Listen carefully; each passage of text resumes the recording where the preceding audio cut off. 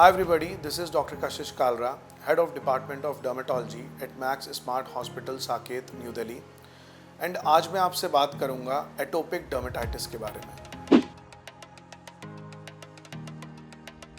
Atopic dermatitis एक काफ़ी common skin disease है, मेनली इन्फेंट्स में और यंग चिल्ड्रन में, बट काफ़ी केसेस एडल्ट्स में भी देखने को मिलते हैं। इस डिजीज़ में मल्टीपल पैचेस जो कि रेड, इची, स्केली लेजन्स हो सकते हैं on various parts of the body. Mainly flexors में ज़्यादा होता है ये, जैसे आपके एल्बोज के पीछे, आपके नीज के पीछे या ग्रॉइन एरिया में या फेस पे भी लेजन्स आते हैं। एंड हमने अक्सर देखा है ये लेजन्स ड्राइनेस के सीज़न में बढ़ते हैं या चेंज ऑफ सीज़न में इसका एक्सेजर्बेशन होता है। The main cause of atopic dermatitis is altered immune response and epidermal barrier disruption। यानी कि आपका जो इम्यून रिस्पॉन्स है वो हाइपर सेंसिटिव होने लगता है बाहरी चीज़ों के against. It could be dust, it could be pollutants, it could be certain dietary things. जो IgE एक इम्यूनोग्लोबुलिन है जो हमारे ब्लड में होता है, कुछ लोगों के ज़्यादा सिक्रेट होने लगता है, उसकी वजह से इचिंग बहुत ज़्यादा बढ़ जाती है। ऑल्टर्ड इम्यून रिस्पॉन्स के साथ साथ एपिडर्मल बैरियर डिसफंक्शन, यानी कि हमारे स्किन का एक बैरियर है वो डिसरप्ट होने लगता है। उसका मेन कारण है एक प्रोटीन होता है फिलाग्रिन, जो हमारे स्किन में सेरामाइड्स बनाता है, हमारे स्किन का बैरियर वो मेंटेन रखता है। बट कुछ लोगों में इसमें म्यूटेशन होने लगता है जो कि अक्सर जेनेटिक होता है, जिसके कारण हमारी स्किन बहुत ड्राई होने लगती है, स्किन से वाटर लॉस होने लगता है बिकॉज स्किन का बैरियर डैमेज्ड है, तो वाटर स्किन में नहीं टिकता है। So there is transepidermal water loss.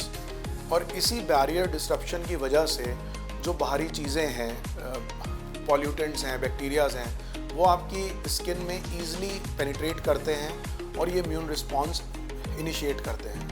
तो इसके जो सिम्टम्स हैं इसी की पैथोलॉजी की वजह से प्रोड्यूस होते हैं। Skin becomes very dry because of the dryness, skin में इचिंग बहुत होने लगती है and patient tend to scratch a lot, जिसकी वजह से ये एक्जिमेटस चेंजेस देने लगता है, जिसको हम एटोपिक एक्जिमा भी बोलते हैं। एक्जिमेटस चेंजेस से मेरा मतलब है स्किन थिक हो जाती है, हार्ड हो जाती है, ज़्यादा स्क्रैच करने से स्किन से ब्लड या ऊजिंग ऑफ एक्सुडेट होने लगता है, और जो कि इस चीज़ को और बढ़ाता है।